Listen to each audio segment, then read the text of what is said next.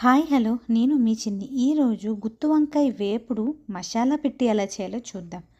అది కూడా పొడి మసాలా అండి. దానికి కావాల్సినవి పచ్చెనగపప్పు, కొంచెం మినప్పప్పు చక్కగా వేయించుకొని ఒక ప్లేట్లోకి తీసేసుకొని, అదే పాన్లో ఒక 7, 8 మీ కారాన్ని బట్టి ఎండుమిరపకాయలు కూడా వేసుకొని, కొంచెం పచ్చి కొబ్బరి లేదా ఎండు కొబ్బరి, నేనైతే ఎండు కొబ్బరి తీసుకున్నా.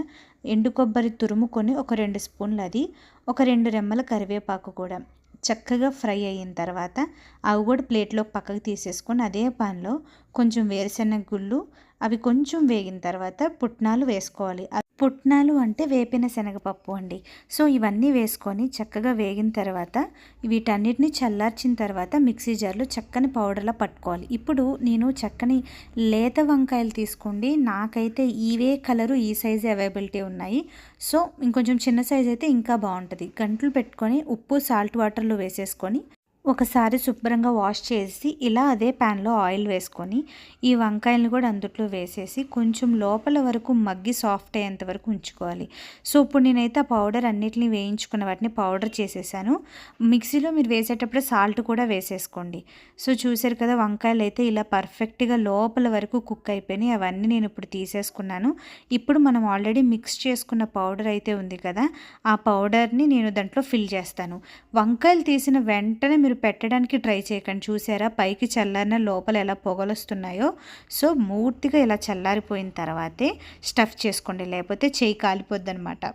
సో నేనైతే ఇలా పౌడర్ని మొత్తాన్ని ఇలా స్టఫ్ చేసుకొని అవి మనం గంటలు పెట్టుకున్న ప్రతి చోట ఇలా ఓపెన్ చేసి కొద్ది కొద్దిగా ఫిల్ చేసి కొంచెం ఇలా ప్రెస్ చేసి వంకాయలని ఇలా పక్కన పెట్టేసుకోండి.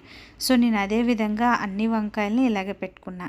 నార్మల్గా అయితే మనం గుత్తి వంకాయ మసాలా లేదంటే వంకాయ పచ్చెనగపప్పు ఇంకా రకరకాల నాన్ వెజ్ కాంబినేషన్లో కూడా చేసుకుంటాం కదా, డ్రై ఫిష్ కానీ డ్రై ప్రాన్ కానీ వేసుకొని.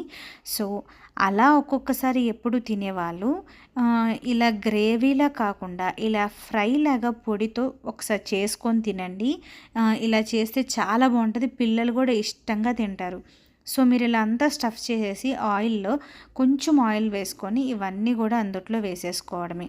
దీనికి ఎక్కువ టైం ప్రాసెస్ పట్టదండి మనం ఫిల్ చేసేసిన తర్వాత, ఎందుకంటే అన్ని పౌడర్ మిక్స్చర్ చేసుకున్నవి వేపుకున్నాము, ఈవెన్ వంకాయలను కూడా వేపుకున్నాం కాబట్టి ఒక 5 to 10 మినిట్స్లో అయిపోద్ది. సో అవి కొంచెం వేగిన తర్వాత మిగిలిన స్టఫ్ చేసిన పౌడర్ ఏదైతే ఉంటుందో అది కూడా మొత్తం వేసేసి ఇలా మొత్తం ఆయిల్లో కొంచెం ఫ్రై అయ్యేంత వరకు ఉంచుకొని ఫైనల్గా కొంచెం కొత్తిమీర జల్లేసుకొని స్టవ్ ఆఫ్ చేసుకోండి. చక్కగా అన్నంలో కానీ సైడ్ డిష్ పప్పుచారులో వాటిలో కానీ చాలా బాగుంటుంది. ఈసారి ఇలా ట్రై చేసి చూడండి.